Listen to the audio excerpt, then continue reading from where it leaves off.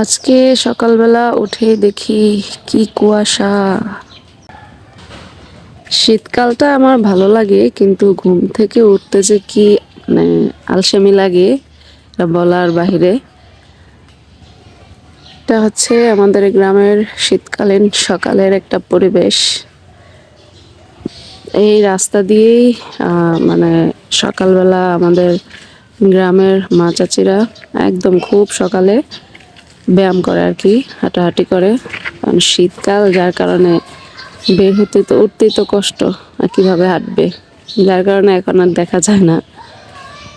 এই যে দুটা দুষ্ট ছেলে কি করতেছে দেখেন, এত দুষ্ট চশমা পরা ছেলেটা।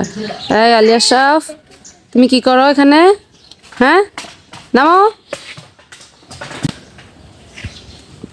এই তুমিও নামো, নামো এখান থেকে, পড়বা।